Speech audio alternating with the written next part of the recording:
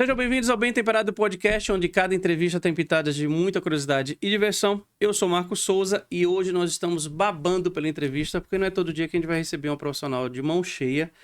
Nossa convidada é a confeiteira Letícia Barreto. Letícia, bem-vinda ao Bem Temperado Podcast. Obrigada. Vou apresentar a nossa convidada, Letícia Barreto, aracajuana, técnica em agroindústria, administradora de empresas, mas hoje é uma competente e consagrada confeiteira, então o bate-papo tá mais do que doce, hein? Letícia, queria começar a entrevista te fazendo uma pergunta. Vamos lá. Quem não gosta de bolo, bom sujeito não é? Eu acredito que sim. Tem que gostar de Com bolo. certeza. A gente tem que desconfiar de pessoas que não gostam de bolo. Todo mundo gosta de um bolinho, não tem... Ah, tô de dieta. Come bolo, não adianta. Exatamente. Na hora de fugir da dieta, a primeira coisa é o bolo, ou O doce. fundamental é que seja um bolo muito bom, para valer a pena, né? Sair da dieta. Essa é a minha máxima. Eu Assim. tô curioso, como é que uma administradora de empresas, técnica em agroindústria, vai parar na confeitaria? Você era aquela criança que na festa lá e pegava um pedacinho do bolo? Então, por incrível que pareça, começou assim mesmo. Não a criança que gostava de pegar o bolo na festa, até porque eu tive poucas festas de aniversário quando eu era criança, mas eu comecei esse interesse pela confeitaria na adolescência, ali para os 15, 14 anos, fazendo os docinhos para as festas que tinham na família. Então, eu gostava bastante da festa dos meus primos. Eu vi uma receita na televisão e queria reproduzir.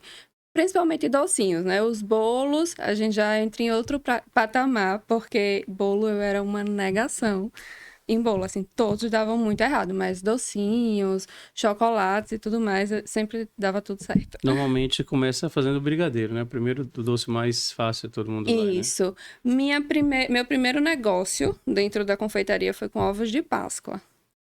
Poxa, Eu acordei do nada e disse... meio um Cacau Show começou também com ovo de Páscoa, né? Eu acordei e falei, eu quero vender ovos de Páscoa, porque eu sempre fui uma adolescente com esse espírito empreendedora. E eu venho de uma família de origem pobre, e assim, a gente sempre tem que correr atrás daquilo que a gente quer, né? Eu queria alguma coisa, e para isso eu teria que trabalhar, eu teria que conquistar. E meus pais já tinham um pequeno comércio, e eu acordei decidindo, eu vou vender ovos de Páscoa, porque eu não sei como. Hoje, eu consigo, com clareza, perceber que eu aproveitei uma oportunidade. Mas, naquele momento, sendo adolescente que eu era, eu não sabia que aquilo ali era uma oportunidade. Tinha uma escola perto do comércio dos meus pais, era uma pequena mercearia, e tinha um fluxo muito grande de alunos. Além de ter uma escola próximo, era uma rua de passagem de escola. E aí eu decidi fazer ovos de Páscoa e eu não imaginei que o meu público-alvo eram aquelas crianças. Eu só disse que eu queria fazer ovos de Páscoa, então eu fazia mini ovos de Páscoa. E assim, foi um sucesso. Todas as crianças que passavam por ali queriam comprar os ovos de Páscoa, porque era um valor acessível. Eu não usava chocolate de boa qualidade, obviamente, eu não sabia fazer. Eu simplesmente fui na loja, peguei uma forminha, peguei uma barra de cobertura hidrogenada que tinha na época, horrível aquilo ali. Mas eu vendi e foi sucesso. E ali começou a minha parte empreendedora dentro da confeitaria. Mas essa formação de agroindústria e administração de empresas, você chegou a atuar? Você se formou e atuou nisso? Não atuei. Por quê? Quando eu saí da escola técnica, eu fiz a escola técnica, e eu fui direto para a faculdade de administração.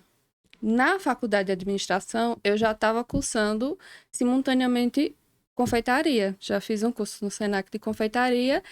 E aí, na verdade, eu atuei por 8 anos, né? Como funcionária pública na gestão. E tem essa parte administrativa, né? Eu atuei na gestão de almoxarifado. Mas a minha carreira mesmo, assim, Letícia Barreto, ela foi construída através da confeitaria, simultaneamente. Eu trabalhava, atuava na gestão de almoxarifado, né? E também trabalhava como confeiteira, até o momento que eu decidi trabalhar somente com a confeitaria. Letícia, a gente na administração, na gastronomia, a gente tem um pouco de administração, questão de estoque, ficha técnica. Acabou te ajudando, né? Hoje, Muito. porque muita gente que vai empreender, principalmente na área de alimentos, O maior problema, quando eu fazia consultoria, chegava a perguntar, cadê ficha técnica? A pessoa não sabia precificar, não sabia quantificar, aí tinha muito perda de material, mau aproveitamento. Então, essa tua experiência hoje ajuda ainda, né? Muito, com certeza.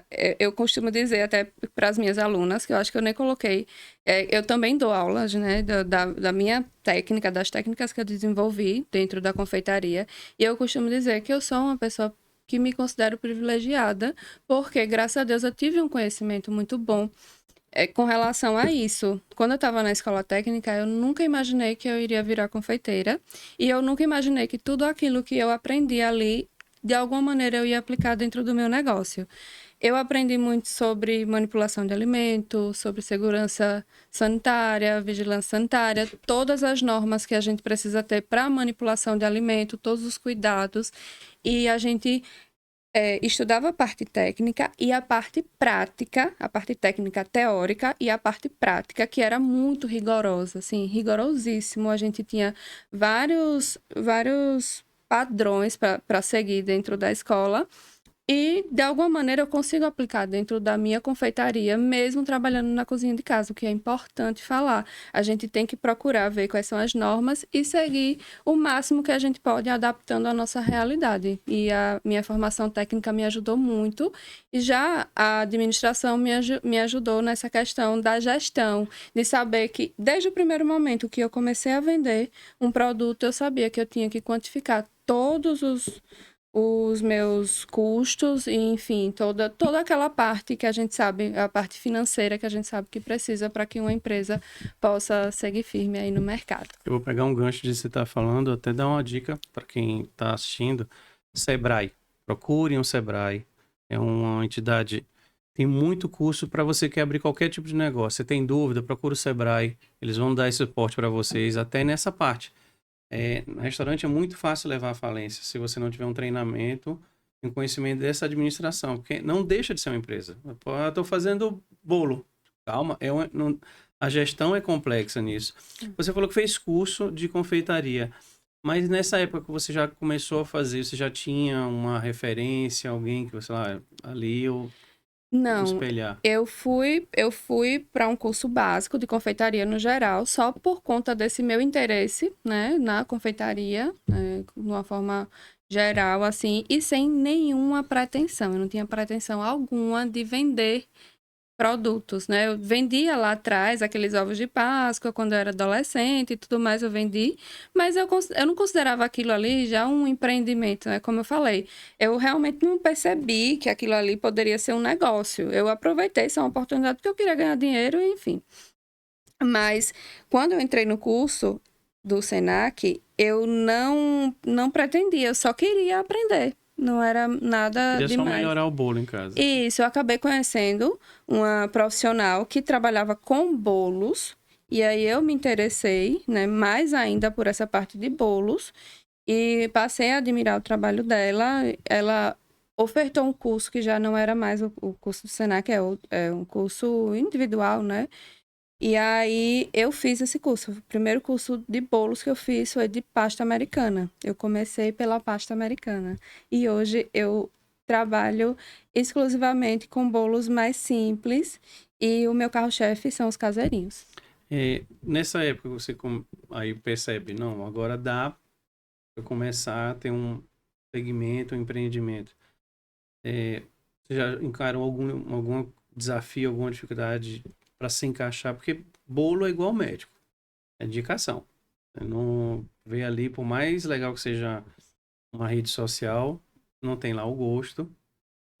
Quando você começou, já teve dificuldade, já conseguiu criar uma clientela? Não, eu digo que enfrento dificuldade até hoje, porque a gente uma jornada que a gente precisa ficar se renovando o tempo todo. E quando a gente está no início, é muito complicado.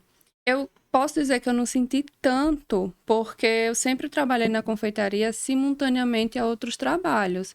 Então, a confeitaria, até determinado momento da minha vida, foi um hobby, né? Mas para eu conseguir mesmo ter uma cartela de clientes, eu tive que trabalhar bastante. Assim, foi o boca a boca. Na época não tinha tanto essa comunicação por rede social. Por exemplo, quando eu comecei, não tinha o WhatsApp. Os meus clientes iam lá, na época eu morava na casa dos meus pais, eles iam lá conversar comigo, ver tamanho de forma. Antigamente tinha muito isso. Quem é boleira, que antigamente a gente chamava boleira confeiteira, sabe que, principalmente em cidade pequena, as pessoas gostavam de ir na casa da boleira, ver os tamanhos das formas, conversar, e a gente mostrava os cardápios, mostrava se tivesse algumas fotos, e era assim que funcionava. E o grande desafio para mim foi justamente porque desde o início eu sabia precificar o meu produto. Então, automaticamente você acaba, quando você está um determinado grupo ali, numa determinada parcela da sociedade que de repente não saiba precificar, não tenha a mesma noção que eu já tinha, porque eu já fazia a faculdade de administração, então eu já sabia precificar o meu produto. E aí sempre tem aquela questão, por que o seu é mais caro? Às vezes não é nem uma questão de ser melhor do que o outro, mas sim uma questão de saber precificar melhor.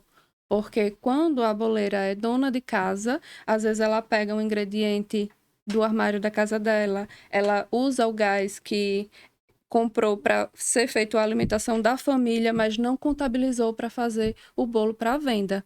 E aquilo ali não foi incluso nos custos. Então, automaticamente o valor final vai ser menor. Essa precificação ajuda porque você tem uma balança certa.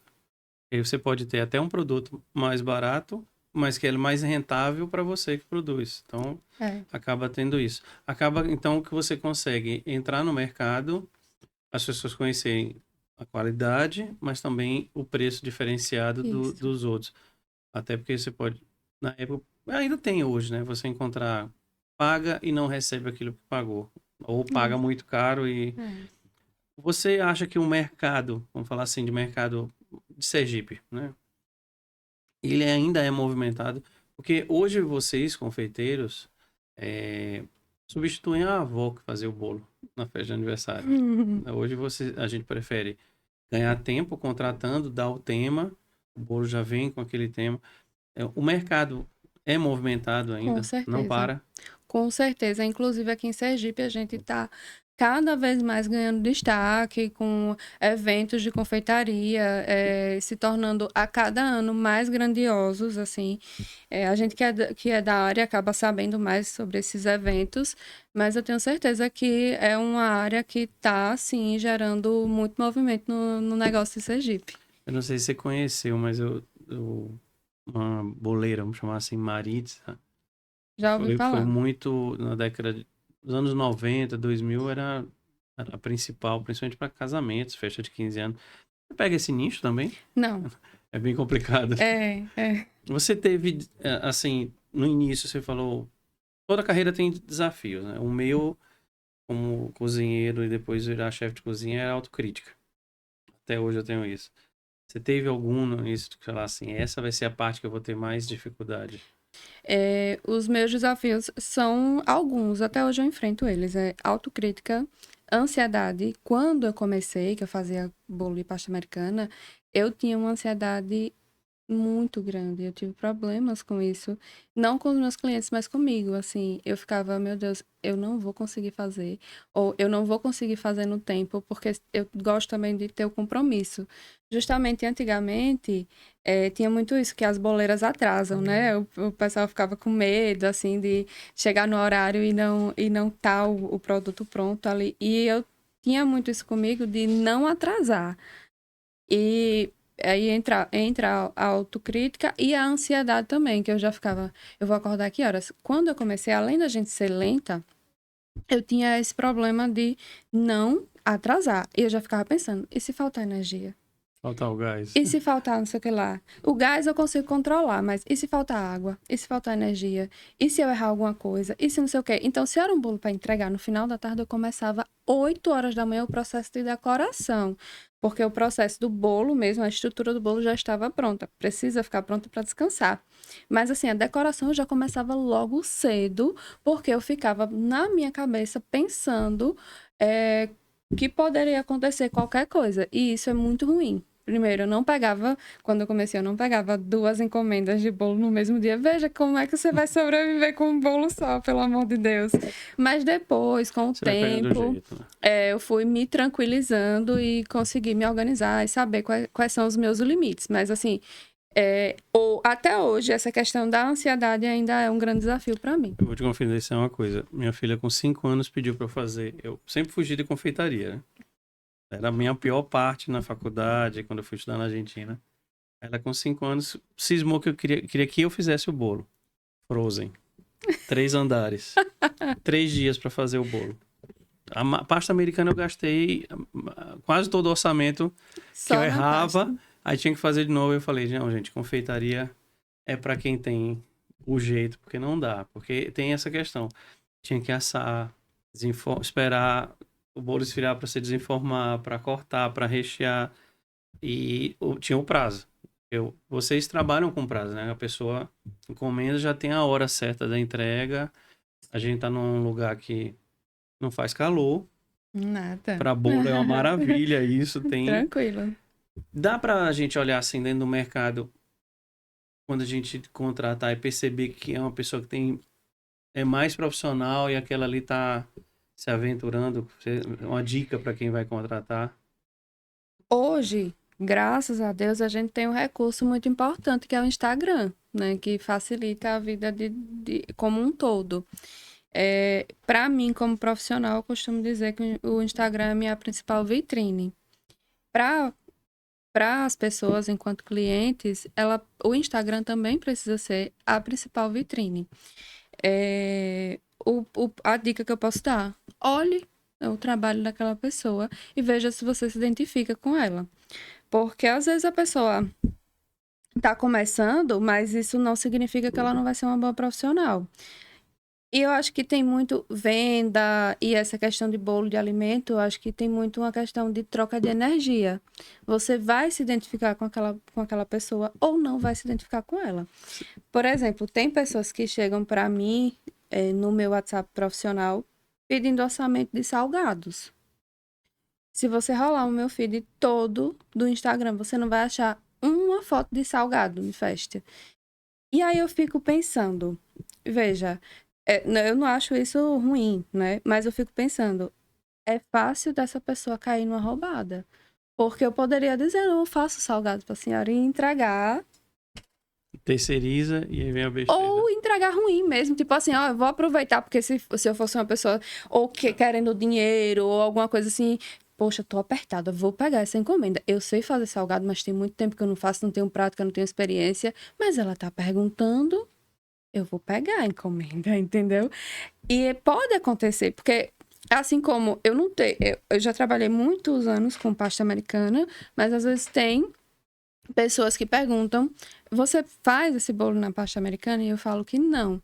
Até aí eu entendo que é o mesmo segmento de bolos e às vezes a pessoa não sabe diferenciar qual é o tipo de cobertura. E aí eu vou e explico e tá tudo tranquilo. Mas eu acho que o principal ponto hoje, né, usando as vantagens que a tecnologia nos oferece, vá no Instagram e faça uma análise ali do trabalho daquela pessoa e você vai entender como é o perfil dela, né? Se ela tá entregando um produto que esteticamente você vai se identificar. E se tem alguém que conhece, alguém que você já... Ver os né? depoimentos até, né? Isso. Você falou de... Você se envolve muito emocionalmente, assim, tipo... Vou dar uma ideia. Um bolo para um batizado. Aí você conhece a história, Total. você se entrega ali. Eu entrevistei uma design de interiores. Ela disse que principalmente com os quartos de bebê, ela se envolve muito aquilo ali. Ela acaba... Muito. Como se fosse para o filho dela. Você tem isso? Exatamente. Eu tenho um filho de 3 anos e principalmente bolo infantil, assim, eu sou encantada. E quando uma mãe me procura com uma proposta de bolo infantil e festa infantil, eu sempre vou com uma empolgação bem maior, assim, eu me envolvo muito. Teve uma vez um batizado, uma cliente por indicação, ela não mora aqui no estado, ela tem a família aqui, veio fazer o batizado e o aniversário de 1 ano da filha dela, aqui. Ave Maria, eu só faltei fazer a festa pra mulher. Porque eu disse, não, eu não faço, eu não ofereço serviço de entrega, mas eu falei pra ela, não, eu vou entregar. E eu fui lá, eu levei até umas bandejas pra ela colocar os docinhos, que ela disse que não conseguiu decoração. Aí cheguei lá no restaurante, foi no restaurante, consegui desenrolar umas bandejinhas, e arrumei a mesa, e deixei tudo, assim, é desse jeito mesmo, assim, eu me Acaba envolvo ficando pra muito. festa. Não. Essa Não. parte. Mas eu me envolvo muito e eu faço isso assim. Eu não recebo retorno financeiro nenhum, eu não cobro também. Ah, eu vou cobrar porque eu vou entregar o bolo, eu vou ajudar, eu vou fazer isso. Não, eu realmente gosto de fazer. Tem pessoas, eu acho que também tem muito de pessoas. Esses dias foi um rapaz do Rio de Janeiro querendo fazer uma surpresa para a namorada dele que está hospedada aqui em Aracaju. E eu não, novamente, eu não faço entrega, mas eu fui muito empolgada e fiz o bolo e sugeri a ele que botasse um laço, ele mandou um modelo.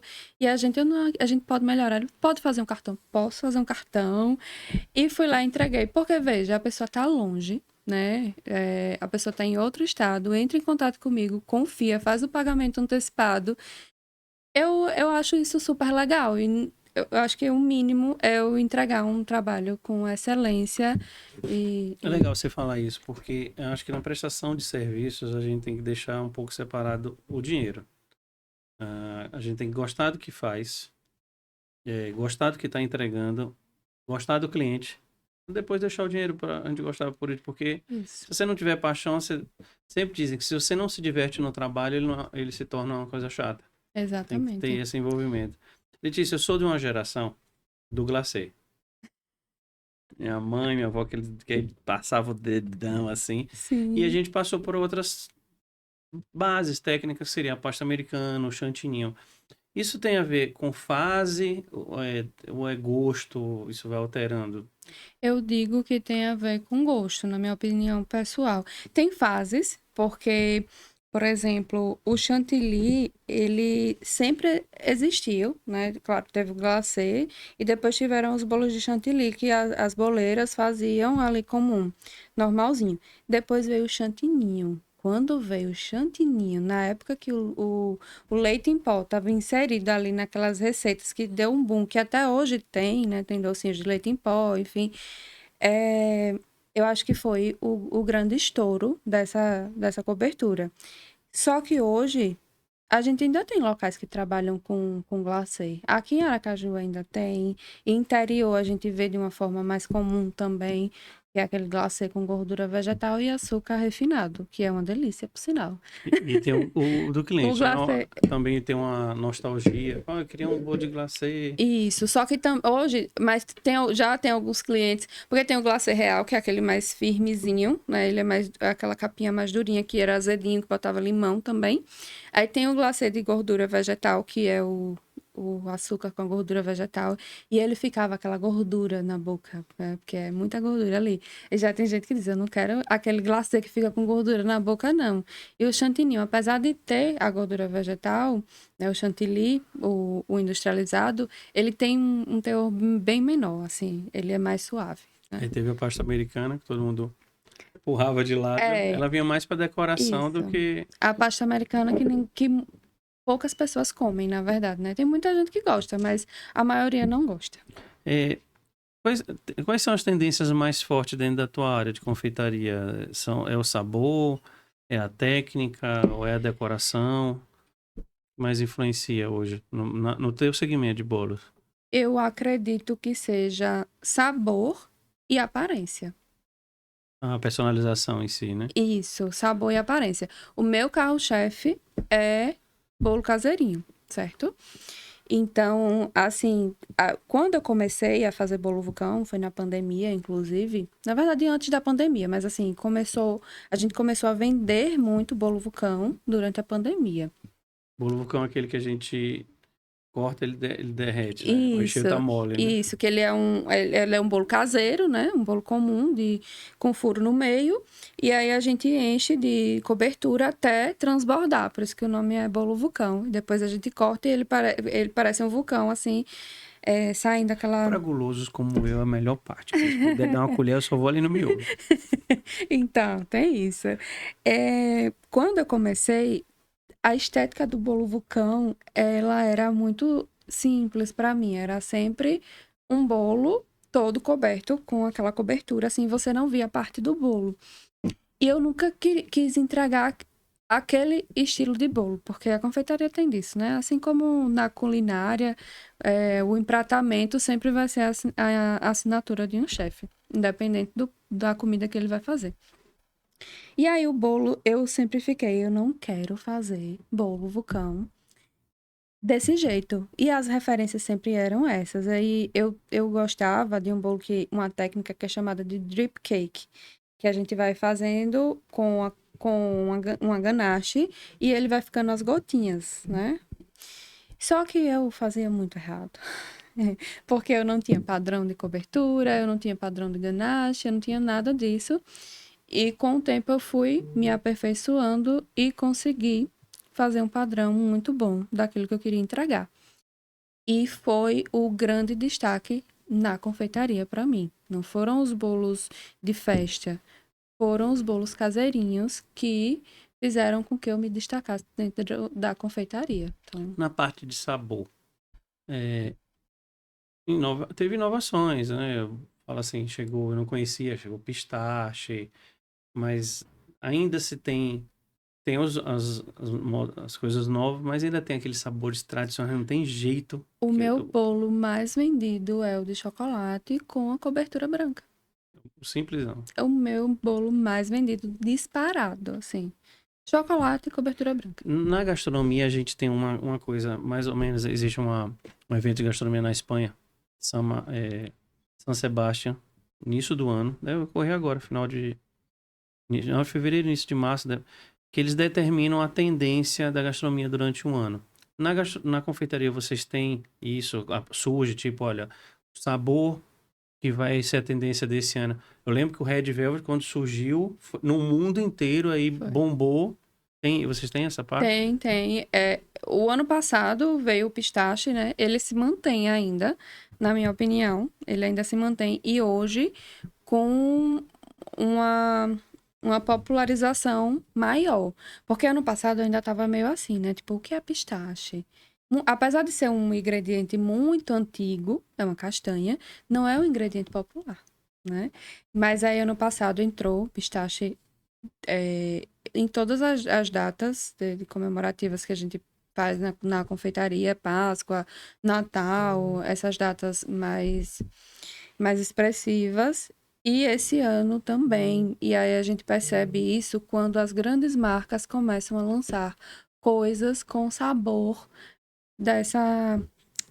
com o sabor, né, do pistache. Por exemplo, grandes marcas de cobertura, chocolate, lançando cobertura sabor pistache, que é pra gente fazer as casquinhas e tudo mais. Granulado sabor pistache. Cada vez mais as empresas começam a fazer pastas com esse sabor. Então, eu acredito que a tendência desse ano ainda é o pistache e que ele vai estar cada vez mais presente aí nas confeitarias, nos cardápios das confeiteiras. Você falou aí de pistache. Até porque eu vi. Que bom, vou ver com pistache. Eu já encontrei sorveterias com pistache. Antigamente tinha. Como é que o público reage assim aqui, principalmente sergipano, em relação a essas tendências que vem de fora que vão determinar gosto? Porque o pessoal é muito aqui meio tradicional. Eu acho que tem 2 pontos. O ponto da pessoa que tem a curiosidade de saber o que é, e o ponto da pessoa que sabe o que é e quer provar o seu produto para ver se é fiel ao gosto e referência que ela tem daquele sabor. Por exemplo, do sabor do pistache. Hoje a gente encontra no mercado várias pastas tem um sabor muito diferente do que realmente é a castanha do pistache. Eu, até ano passado, não sabia o que era pistache. Assim, eu não sabia, nunca tinha provado o sabor. O que foi que eu fiz? Eu fui comer o pistache, né, natural, para entender isso. Não é um sabor muito tranquilão. O pistache, realmente, Ele é diferente, né? É, um sabor mas diferente, não é assim, desagradável.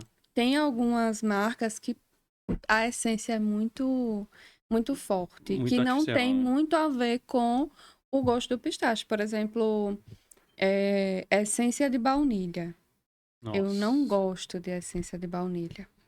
Eu não uso nos meus bolos essência de baunilha. E sabe o que é engraçado você falando de baunilha? Que um famosão, né? O que é o Bud Lavastro. Eu tive a oportunidade de comer em duas situações. Tanto em Nova York quanto em São Paulo. É muito irritante aquela artificial de baunilha. Isso. Toma... Ele tem uma bomba, uma bomba de chocolate. Calda de chocolate incrível por cima. Mas quando você come, o chocolate vai embora. Porque é só a baunilha que você sente. Exatamente. Na minha massa branca, por exemplo, a tradicional, eu opto por não colocar essência de baunilha. E eu também não uso a pasta, porque eu gosto de usar o conhaque para saborizar. Eu acho que fica muito interessante o sabor. Então, eu não digo que a minha massa básica, ela é a massa de baunilha.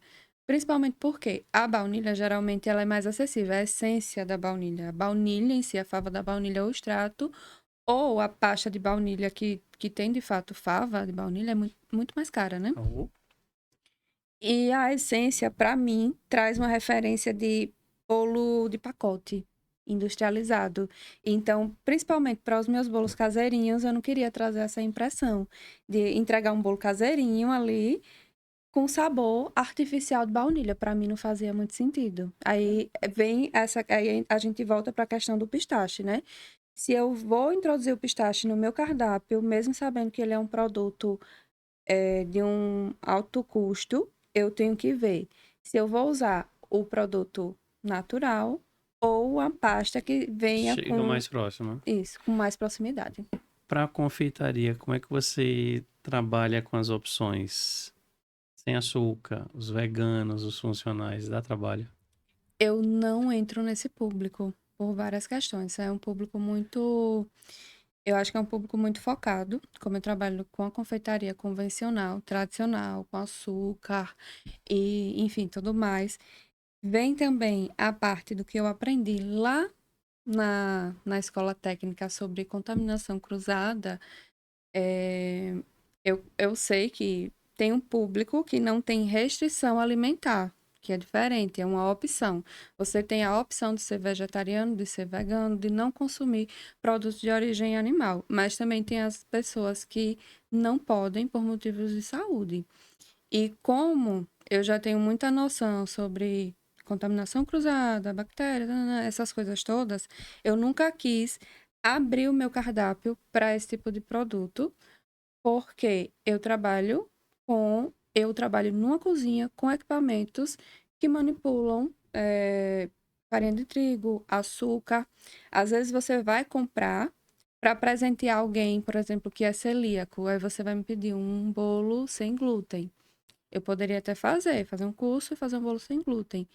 Mas a minha cozinha está contaminada com glúten. Às vezes você que está presenteando não sabe a Uhum. importância que é essa doença, né? E a importância da pessoa que é celíaco não poder comer um produto manipulado numa cozinha que tem o glúten e vai na inocência e dá. Ou então a pessoa é extremamente alérgica. Eu não sei até onde aquele produto vai chegar. Então, a O risco minha. é maior. Só vou aproveitar e explicar uma coisinha. O que é a contaminação cruzada? Eu, por exemplo, eu tenho alergia a peixe. Não posso comer, por exemplo, salmão. Aí no restaurante tem uma chapa, onde você grelha algumas carnes e também você vai grelhar o peixe. Essa chapa já está contaminada. Grelhou o salmão, mas ele limpou ali. Não limpa 100%.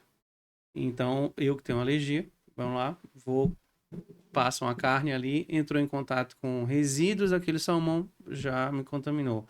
Uma faca, um garfo que passou em frutos do mar, por exemplo. Se eu pegar, isso chama contaminação cruzada.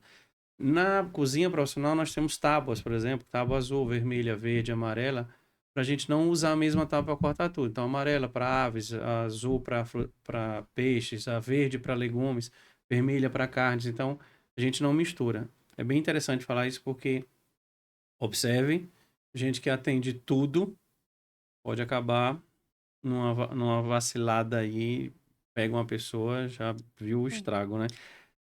como é que você, vou chamar de mutante, porque confeitaria não é a mesma de 100 anos atrás, por exemplo, você deve ter visto em casa a mãe, a avó fazendo para o que você faz hoje. Como é que você se adapta a essas mudanças? Tem que entrar de cabeça. Tem sim, inclusive, a gente voltando para esse assunto, né, a gente tem algumas pessoas que usam o termo confeitaria inclusiva, né, que é a confeitaria que vai incluir pessoas que têm necessidades ali de determinados alimentos. Eu acho que é um campo que precisa ser explorado e estudado, porque ele está crescendo cada vez mais as pessoas estão procurando uma maneira de se alimentar saudável, tá vendo aí o açúcar como um grande vilão, que eu não tenho essa visão, mas eu acredito que a confeitaria clássica ela ainda vai se manter, porque ela já vem de muitos anos, né? Pelo menos uns 400, 500 anos. Então, assim, ela vai continuar, mas tem algumas tendências que são importantes a gente seguir e a gente tem que ir nesse fluxo, né? O que é que você pode fazer para ir se adequando ao que vem de novo no mercado? Acho que é uma pergunta que quem empreende sempre tem que responder o tempo todo. Vamos falar isso então. Empreendimentos. A empreendedora Letícia. Para começar um negócio de confeitaria, você acha que tem primeiros passos essenciais? Tem. Hoje eu posso dizer que o primeiro passo não é aprender a fazer um doce, aprender a fazer um bolo. É aprender a gerir o negócio, se você realmente quer encarar aquilo como um negócio. E isso vai em contrapartida com a maioria das pessoas que começam a empreender. Porque todo mundo diz, eu comecei como um hobby, eu comecei fazendo bolo para o aniversário do meu filho, eu comecei sendo dona de casa e e me interessei e os vizinhos foram pedindo e foi virando um negócio. Isso é muito massa, muito, eu admiro muito todas as confeiteiras que começaram assim, mas tem um ponto onde você precisa parar e pensar, eu vou empreender realmente com isso? Eu preciso estudar sobre negócio e a partir daqui eu preciso realmente fazer as coisas acontecerem. Porque tem pessoas que elas estão começando desde 5 anos atrás. Porque eu tô começando agora. Tem quanto tempo você faz bolo? 5 anos. Aí eu falo assim, mas é porque precificação é muito difícil. É muito difícil. Gerir uma empresa não é fácil. Por mais que ela seja dentro da cozinha da sua casa. A minha empresa é dentro da cozinha da minha casa e eu acho mais complicado ainda do que se fosse separado. É interessante você falar isso porque durante a pandemia, por exemplo, muita gente se reinventou. Mas eu estou pegando uma frase do Antônio Caito, dono da Chili Beans, que falou assim: abrir um negócio não é empreender. Empreender é você abrir e fazer ele dar lucro. Porque Exatamente. abrir por abrir, Qualquer qualquer um pessoa abre. abre. Abrir empreendedor. Tá dando lucro? Não. Primeiro porque a pessoa sabe, não sei. É. Não sei. Você sabe se a margem de lucro tá boa, se tá pagando. Então, muita gente vai assim, vou Quais abrir. são os produtos? Porque tem produtos, tem gente, principalmente quando está começando, que quer colocar o cardápio muito grande, assim, para atender todo o público. E eu acho importante a gente nichar, sabe? Por quê?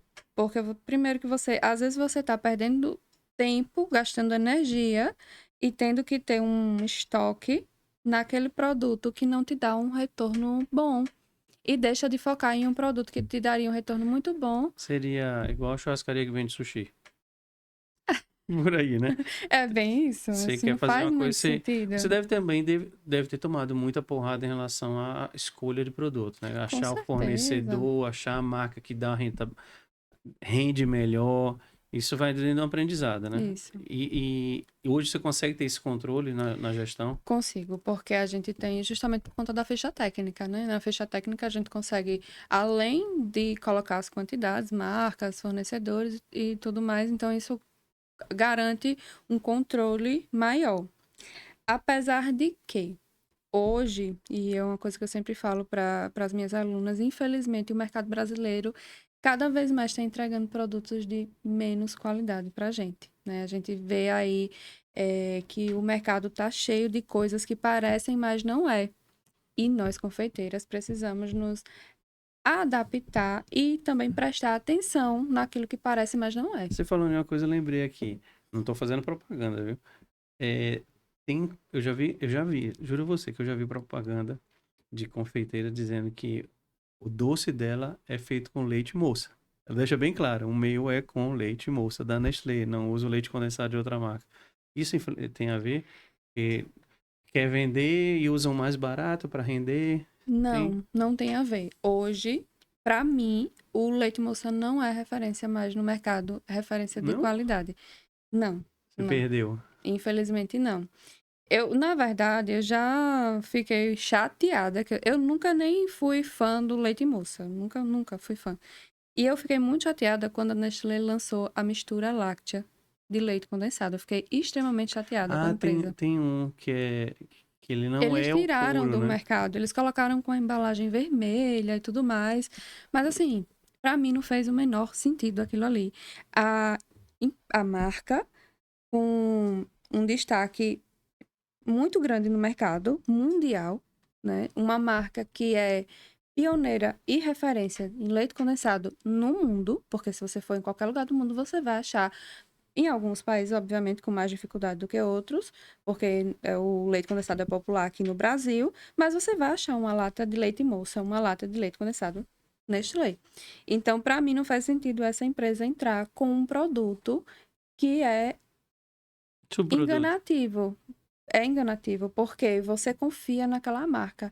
Todas as pessoas que conhecem, que tem uma referência de leite condensado, já pensam leite moça, tanto que ele se tornou popular.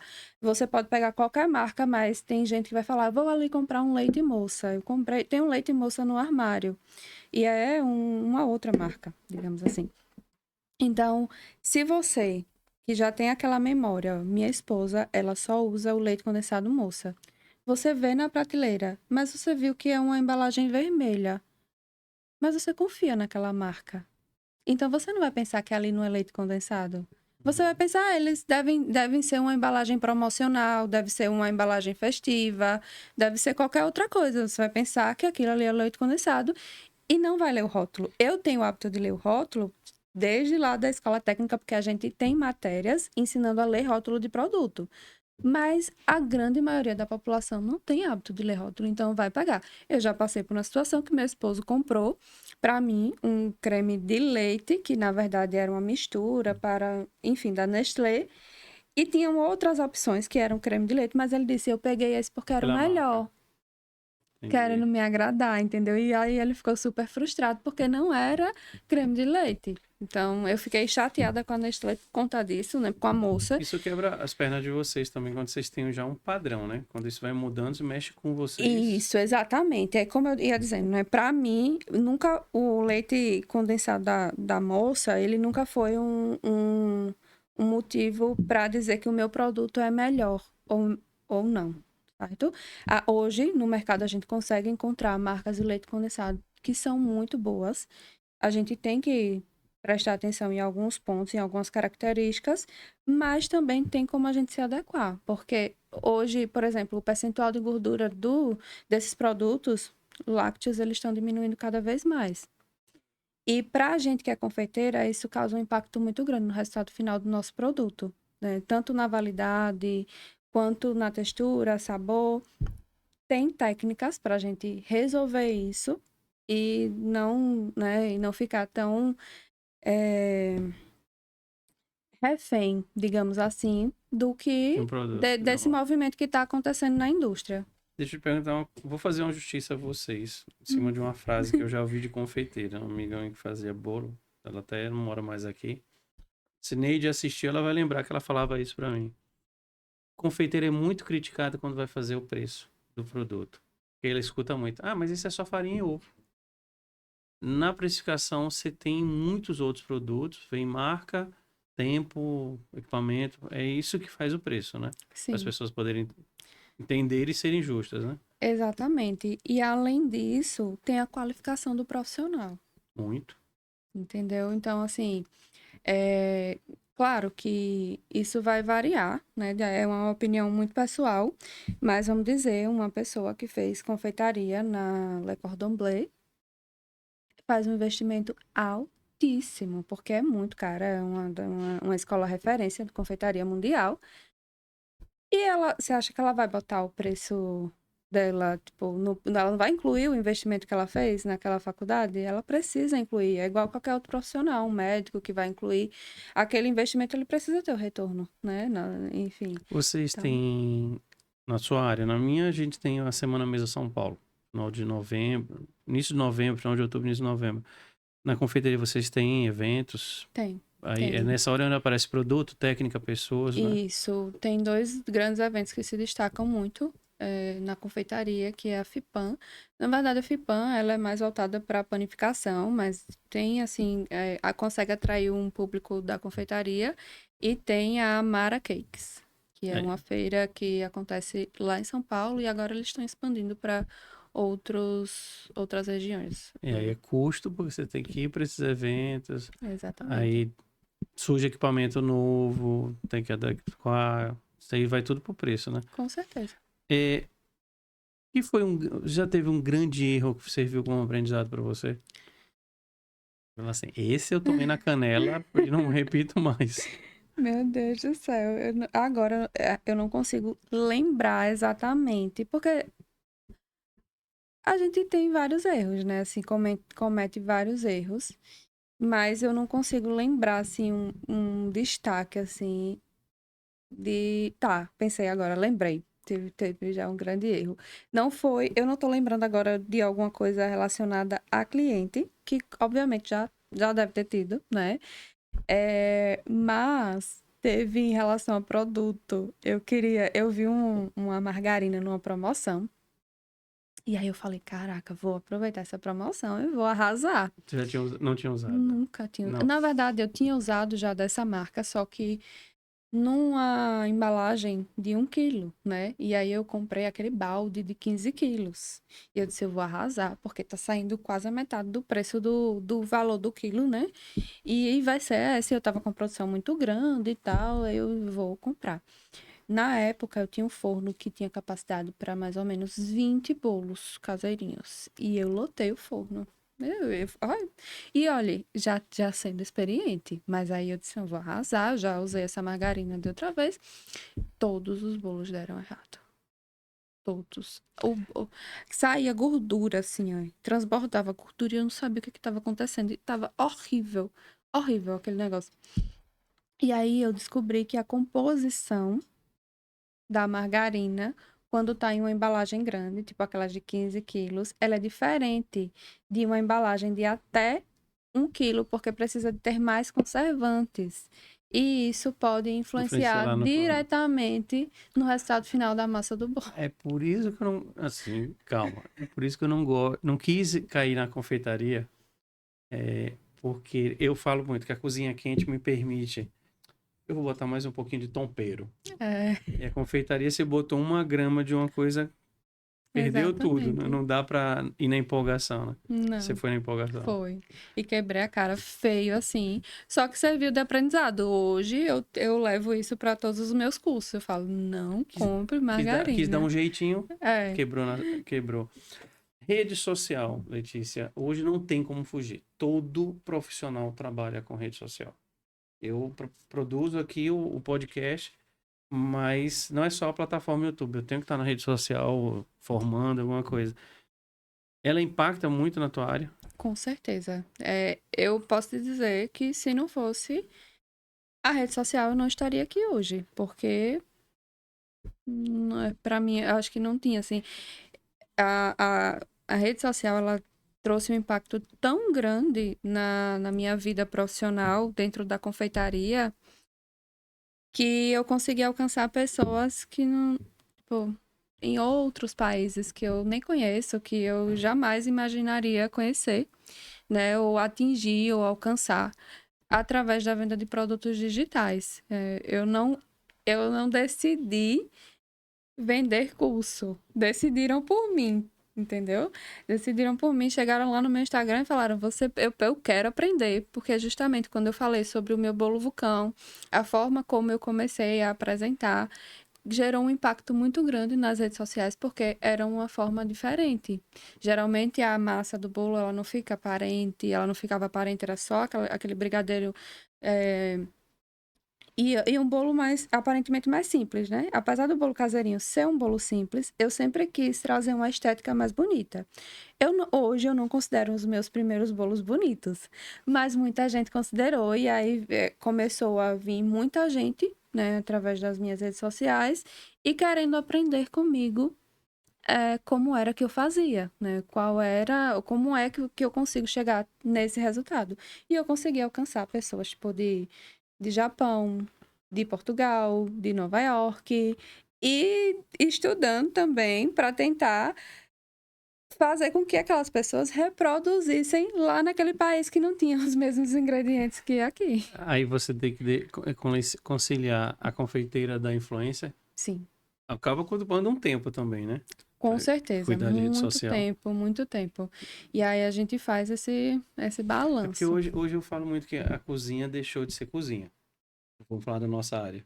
Ela é meio estúdio também, né? É, Porque tem chefes de cozinha que tem uma equipe só pra...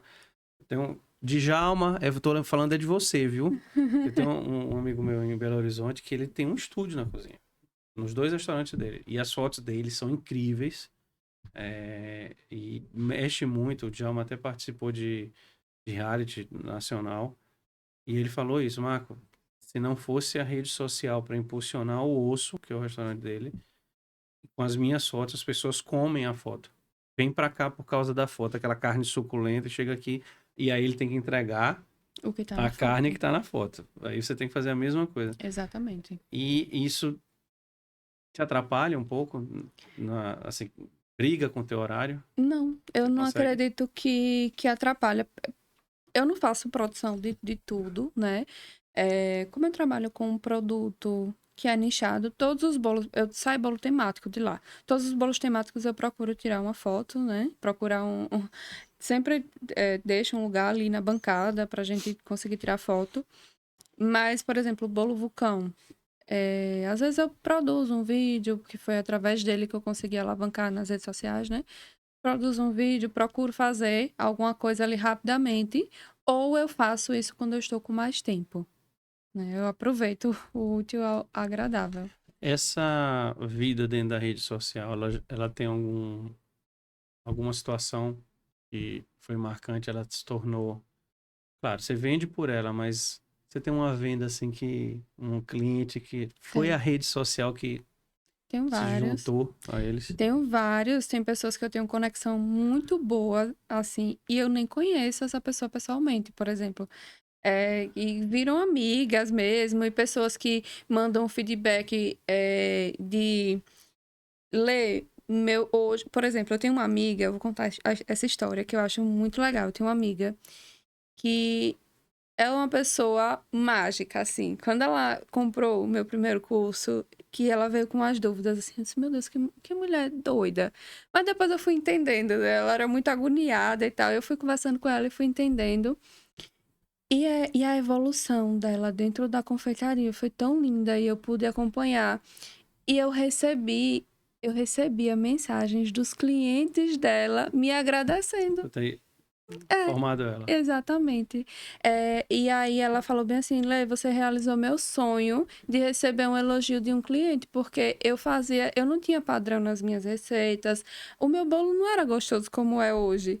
E eu não recebia retorno, ninguém dizia nada. Hoje eu recebo tanta mensagem de pessoas elogiando os meus bolos e eu, de fato, eu cheguei a receber mensagem de clientes dela me agradecendo. E eu achei isso sensacional, Eu assim, queria achei saber um muito pouquinho mágico. dessa Letícia professora, porque você lá atrás começou com os ovinhos de Páscoa Isso. e hoje você forma pessoas que podem estar ganhando a vida, né? Tendo um trabalho. É, Como é que funciona seus cursos? Como é que é isso? hoje eu trabalho com o curso, eu não digo que é um curso de formação profissional, certo? Os meus cursos são sobre a minha vivência dentro da confeitaria e o foco principal é o bolo vulcão. Eu ensino todas as técnicas que eu desenvolvi e aprendi levando porrada, que é um bolo, como eu digo, é um bolo simples. Se a gente for categorizar, né, o bolo vulcão é o bolo mais simples que tem dentro da confeitaria. Mas eu não queria entregar só um bolo simples. Eu queria entregar um bolo bonito, gostoso, bem apresentado. Então, isso teve, né, esse destaque e eu consigo. E para isso eu precisei trabalhar muito, precisei errar muito. Eu errei muito. Ai, meus primeiros bolos são muito feios e eu achava lindo. Para desenvolver essas técnicas e hoje eu posso ensinar para outras pessoas, né? A maior felicidade para mim em poder compartilhar o meu conhecimento com outras pessoas é receber o feedback, principalmente de mulheres que falam: eu tô conseguindo sustentar a minha família através disso. Legal isso. Entendeu? Eu consegui alavancar a minha empresa através disso, a partir do seu curso. Eu já fiz vários outros cursos, às vezes eu recebo feedback assim. Já fiz vários outros cursos, mas nenhum me trouxe o resultado que você conseguiu. Eu sei que você tá falando porque semana passada tinha, sem exagero, quase 8 para 10 anos. E uma aluna se formou e ela fez um feed falando dos professores, ela é chefe em Maceió. E ela me incluiu na marcação, dizendo assim, quando eu precisei estudar na gastronomia, que é a parte de vinhos e drinks, professor Marco. Aí você vê assim, caramba, um aluno passou pela minha mão, se aprendeu, hoje é chefe. E você pensar assim, eu fiz parte desse processo. Eu sei mais ou menos que você fala isso. Letícia, recente, vamos chamar assim, nós tivemos o primeiro Masterchef Confeitaria. Como uma confeiteira, você acha que a confeiteira ainda é deixada meio segundo plano na cozinha profissional? É o que sobra? Porque só o chefe, só fala do chefe, né? Eu acho que não. Na minha opinião, eu acho que não. Se você vai. Mas isso depende muito, né, do local onde você vai. Por exemplo, se você vai em um restaurante, a última opção é a sobremesa. Mas você não vai com a expectativa de comer uma sobremesa de um chefe confeiteiro. Você vai com a expectativa de comer a sobremesa que tem ali no restaurante, né? Aqui, por exemplo, eu acho que a gente não tem essa cultura. Você pode falar mais do que eu, mas a gente não tem essa cultura de comer entrada, prato principal e sobremesa. Serviço completo. Apesar de muitos restaurantes oferecerem, mas eu acho, na minha experiência, minha vivência, e eu sempre sou muito observadora, eu vejo pouquíssimas mesas com sobremesa. Então, assim, em um restaurante, obviamente que eu acho, né, que tem essa questão de a sobremesa ela não ser mesmo ali um foco, a não ser que seja uma coisa muito específica, mas eu acho que não é um foco e pra gente aqui não é muito cultural, aqui de Aracaju. Depois você me diz se é ou não. Eu vou aproveitar e fazer uma crítica, já justificando isso. Acho que o maior problema aqui, falo pelos cardápios de Sergipe. Você abre o cardápio de sobremesa, petit gâteau, torta búlgara ou torta alemã, alguma pudim. E a gente não vê outras coisas. Por exemplo, se alguém for em Nova York, eu falo para todo mundo, você tem que comer o chocolate food cake que tem no Brooklyn. São 16 camadas de chocolate. Não tem só isso lá em Nova York, mas você tem opções. Você tem que trazer, às vezes pesquisar, quem for muito, os gestores de restaurante, fazer isso. Trazer para o cardápio essa situação. Porque às vezes a pessoa vai pegar sobremesa quando olha, petit gâteau. Como você falou, pudim, torta alemã ou torta búlgara. Só tem isso. A confeitaria tem milhões de coisas, né, que a gente pode aproveitar e não conseguir. A tecnologia acabou desenvolvendo muita coisa em vários setores. Como é que a tecnologia ajuda vocês hoje? na confeitaria? Com equipamentos, com acessórios? Ó, exemplo, eu não mexo mais recheio e brigadeiro na mão, Como assim? porque eu tenho uma panela que faz isso por mim. Já faz Não, a massa do brigadeiro até chegar no ponto. Isso, Ah, a panela faz isso. ah, Tem máquinas que já boleiam os brigadeiros. isso aí Tem ganha tempo pra caramba. muito. Eu não tenho, porque minha produção, assim, ela não é larga escala. Tipo, são máquinas que fazem 100 por minuto, assim, muito grande. Mesmo que a sua produção seja artesanal, mas aí, se a sua produção é grande, né? Por exemplo, quem trabalha com buffet, eu acho que vale super a pena. Mas tem a As questão... batedeiras, né? As Nossa. batedeiras, assim, que Ainda não tive essa chance, mas apesar de não usar, mas eu sempre quis ter uma KitchenAid em eu casa. tenho uma, inclusive ela não foi comprada para produção, né? Ela foi comprada para gravar, fazer vídeos, essas coisas, mas Era incrível. eu gosto tanto que eu uso ela na minha produção e deixei as outras É a aposentadas lá. Ferrari da batedeira, né? E a gente falando, saindo da produção, né? Saindo da produção e vindo para vendas, eu acho que a tecnologia ajuda muito na questão dos aplicativos, né? A gente tem aplicativo de delivery que a gente consegue alcançar um público muito maior do que se a gente fosse vender ali no boca a boca. Você acha que facilita mais fazer um delivery do que você ter uma loja física? Para o meu ramo, Seu sim. Eu não, na verdade, foi bom você tocar nesse assunto, mas a minha pretensão nunca foi ter uma loja física. Desde o primeiro momento que eu comecei a empreender dentro da confeitaria, eu nunca quis Seu abrir uma foco é loja. ficar ali na cozinha, produzindo, né? É, Gerir com o cliente. na verdade, a gente precisa, é mesmo. O balcão que vai te atrapalhar um pouco, né? Eu nunca tive, não é, eu acho que eu nunca pontuei um motivo específico para eu não querer ter uma loja. É simplesmente uma questão de vontade. Eu não tenho vontade. É interessante isso. Eu tenho vontade de loja virtual, né? O delivery e tal, me destacar mais nessa parte. Tem a questão dos cursos também. Eu consigo, no digital, alcançar mais pessoas. Mas eu nunca tive vontade. É impressionante. E eu fico buscando em mim, assim, por que que eu não tenho essa vontade? E até hoje eu não achei vários motivos que sejam realmente, assim, significativos. Hoje eu tenho desculpas, porque eu tenho meu filho de 3 anos.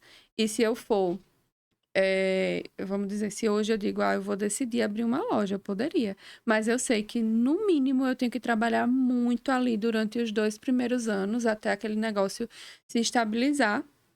E Essa é eu uma pessoa para consegui, cuidar. e eu consegui ter a confiança de deixar, né, a gestão ali para outras pessoas. Mas eu vou abrir mão da primeira infância do meu filho.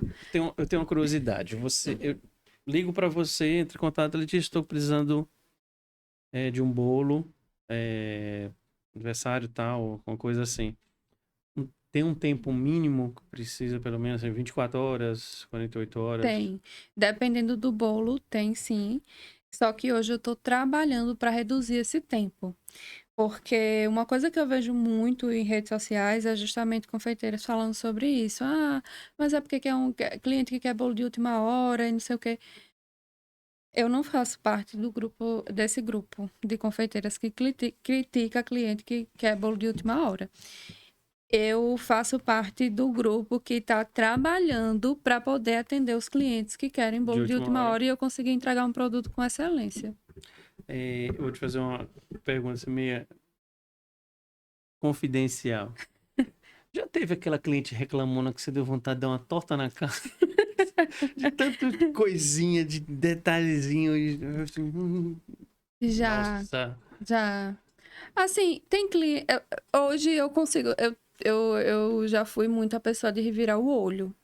Sabe? Eu fazia, eu revirava o olho. Eu disse, meu Deus, eu não acredito que a pessoa tá me perguntando isso. Hoje eu consigo ter um pouco mais de empatia e paciência, porque eu me coloco no lugar. Hoje, como eu tenho um filho e eu preciso fazer orçamentos de coisas que eu não tenho noção de como Sai pedido funciona, maluco também, né? aí eu digo, meu Deus, o que é que eu tô fazendo? Será que eu tô perguntando coisas que não têm fundamento? Só que depois, aí hoje eu consigo, mas antes eu já.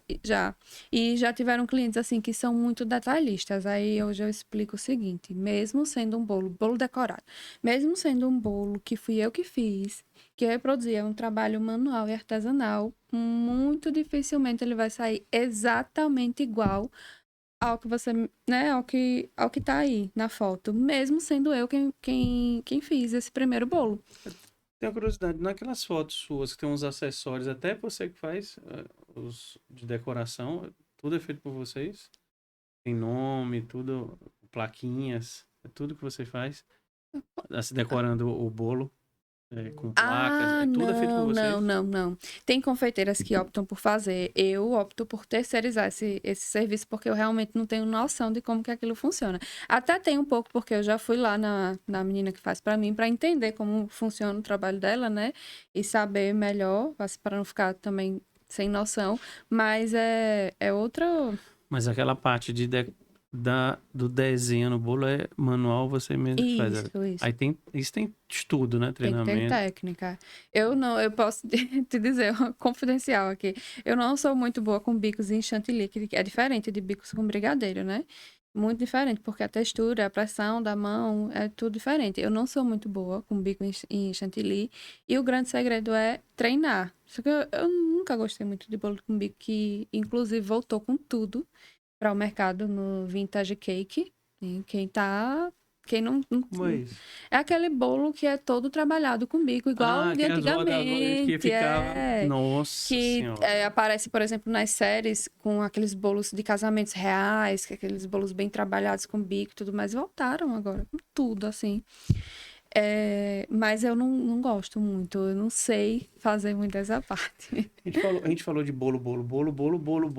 Queria entender só mais um detalhe. Você falou muito da naturalidade dos seus ingredientes. Quando a gente falar de bolos com sabores, você tenta ser o mais fiel ao sabor original, né? Com Isso. fruta, se for fruta, você colocar.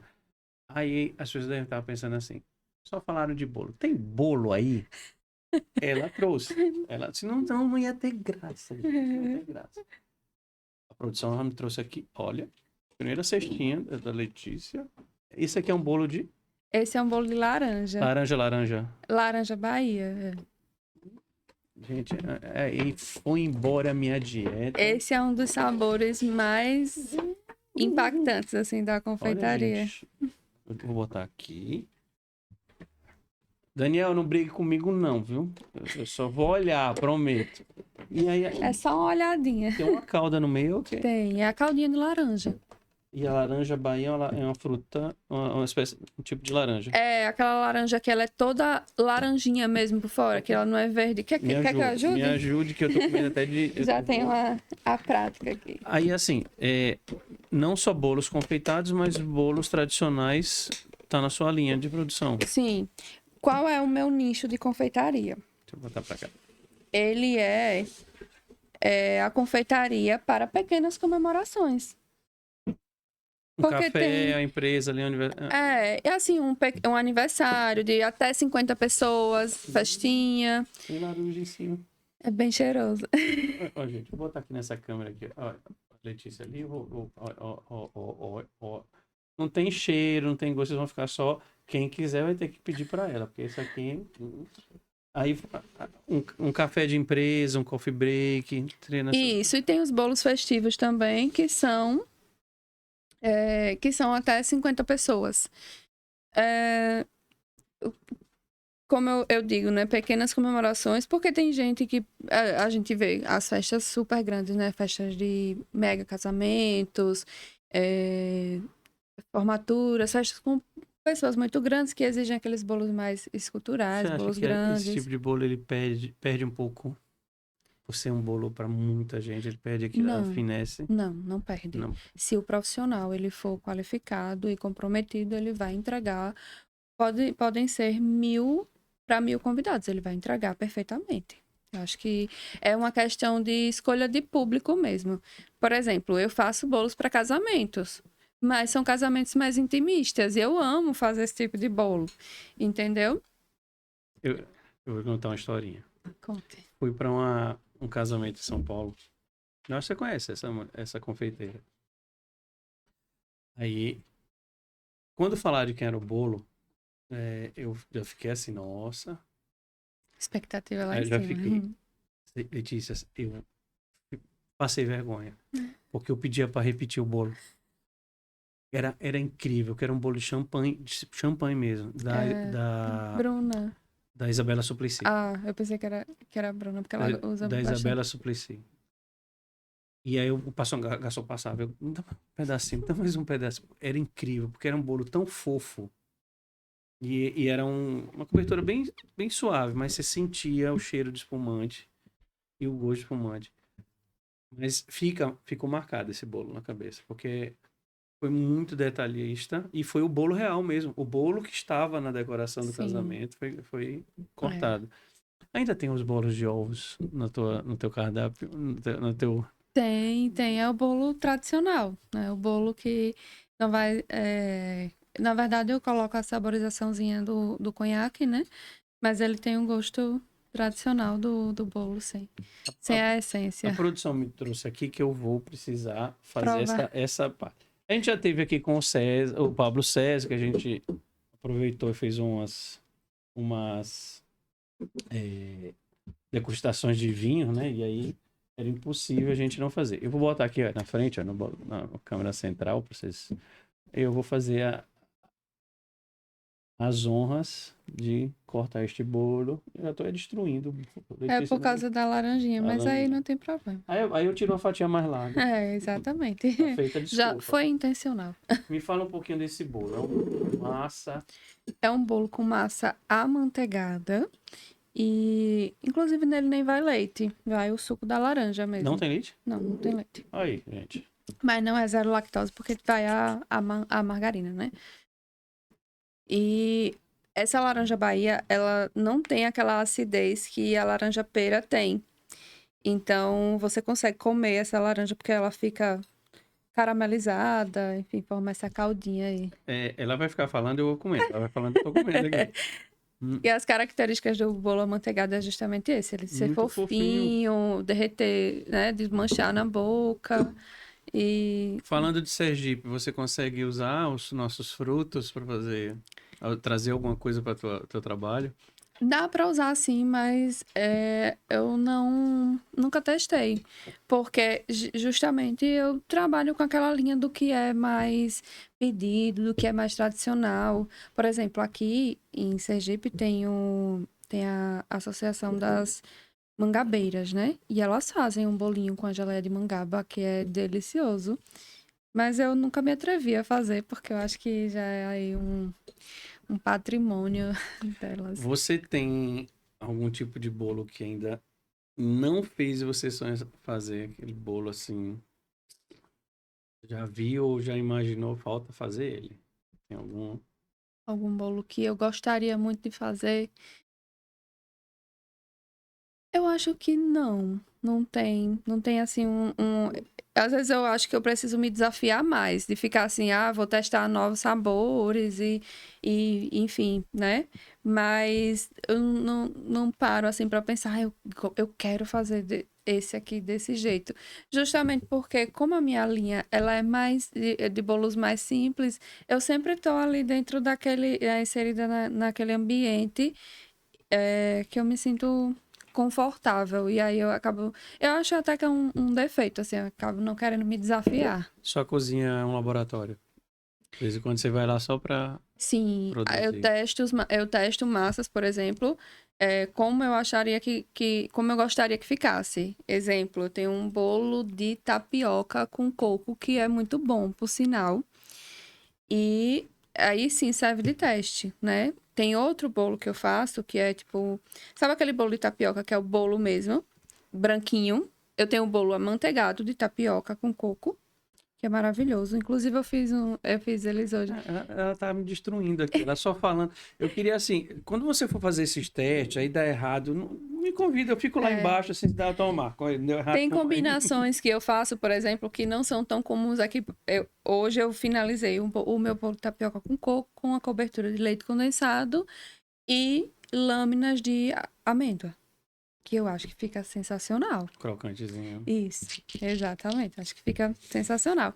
Aí tem esse bolo de tapioca que se tornou icônico na época do São João, que é aquele que chama pudim de tapioca também, né? Que é aquele que no cuscuz de tapioca. Ano passado eu fiz ele, desde o ano retrasado, na verdade, eu fiz ele com geleia de maracujá, que eu acho que fica uma combinação muito boa e quebra aquele doce ali do leite condensado que vai por cima do bolo. Eu vou confidenciar aqui, gente. É bem em cima do que ela disse. É um bolo simples, mas muito saboroso. Ou seja, menos é mais. Nesse bolo tá perfeito. Porque é um bolo fofo, tem a laranja, não tem, tem aquele leve azedinho da laranja, Porque essa mas com laranja açúcar. não é azeda. Aquele acítrico, O né? cítrico, isso. Então, assim, simplicidade tá no bolo, tá no sabor, sem muito frufru. Esse bolo vai ficar pra mim, viu? Vocês vão ter que encomendar com a Letícia. Letícia, eu faço sempre as mesmas perguntas aos meus convidados no final de cada entrevista. E aí você vai ter que esquecer um pouco a confeitaria. Tá bom. Tranquilo. Tem algum prato pra Letícia que ele fica na tua memória, é afetivo, ou te lembra alguma coisa, um momento incrível pra você? Uma comida afetiva. É, tem. E, por incrível que pareça, é uma comida super simples. E eu não sei se todo mundo conhece, assim, porque eu venho de interior, né? Eu venho de cidade de interior. Eu sou do interior de Brejo Grande, do povoado Cabeça. Eu não sei se você já ouviu falar. Um que tem um farol, que tá meio Sim, que tá um farol caído. assim. É. Então, minha família, minha origem é de lá. Apesar de eu ser nascida em Aracaju, a origem da minha família toda é Foz de do lá. Rio São Francisco. Foz do Rio São Francisco. E tem uma comida que minha avó fazia, né? E minha mãe aprendeu a fazer, que a gente, lá eu aprendi com o nome de ribacão.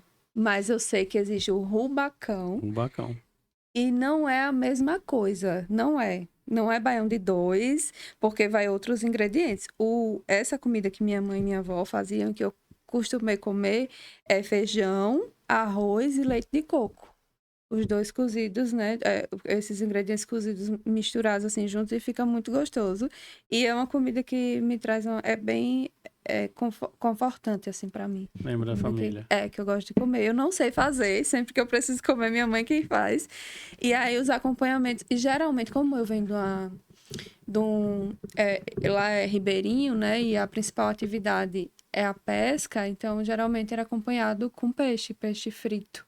Então era sempre o ribacão, não era rubacão, é ribacão com peixe frito. Ribacão de Brejo Grande.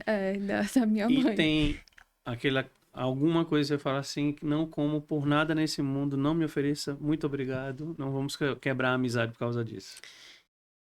Graças a Deus, eu não sou uma pessoa que tem dificuldade para comer, mas eu acho que essas coisas assim, tipo de comer inseto, tipo, sabe aqueles desafios, tipo, eu vou comer o olho de algum animal ou inseto, alguma coisa assim, eu não comeria, mas no geral, eu gosto muito de comer qualquer tipo de comida, inclusive eu sou apaixonada por comidas que são as vísceras, né, dos animais, tipo bucho, buchada, essas coisas eu amo. Certo, não é uma coisa pra gente, não é muito normal, né? Apesar que Mas disseram assim, recentemente que pra gente comer grilo porque tem proteína. mas tem, eu acho que é lá na. Na Ai, Ásia meu se Deus. come muito. Não, aqui mesmo, que tem uma farofa de formiga, que diz que é muito No Pará boa. tem. No Pará Isso. tem. Tem isso de comer formiga. Aí eu Eu tinha uma acredito. pimenta, entre aspas, que era a base de formiga. Isso, eu acredito que eu teria resistência para comer esse tipo de comida. Mas de O resto, Alex não. Atala, ele bota um tipo de saúva decorando os doces dele. Aí você vê um docinho e a saúva em cima. Isso. Não foge. Conhecemos um pouco de uma confeiteira e o trabalho dela, principalmente como empreendedora. E trouxe um bolo, gente, que tá uma delícia. Tá uma delícia. Eu já sei que vai ser uma briga em casa com esse bolo. Mas é assim mesmo. Letícia, a gente conheceu um pouco desse trabalho. Normalmente surge assim, né? Um profissional, principalmente na área de alimentos, gastronomia, não nasce você, surge. E a sua história é muito a ver com muito profissional. Se não se imaginava e ali foi levando uma pequena paixão, mas logicamente a ter dentro disso o profissionalismo, buscar estudar. E é legal ver ouvir tua história porque você procurou também unir um aprendizado que você teve, uma formação de administração para que seu negócio funcionasse, como a gente falou, né? Empreender não é só abrir. Você hoje administra um ateliê, né? De confeitaria. Eu chamo uma confeitaria na cozinha da minha casa. Gerir clientes, atender, produzir e produzir, além disso, com muito sabor e qualidade. Para quem assistiu, eu queria que você deixasse um recado, uma mensagem de uma confeiteira de mão cheia que a gente conheceu aqui. Eu conheci e comi o bolo dela. Muito bom, muito bom.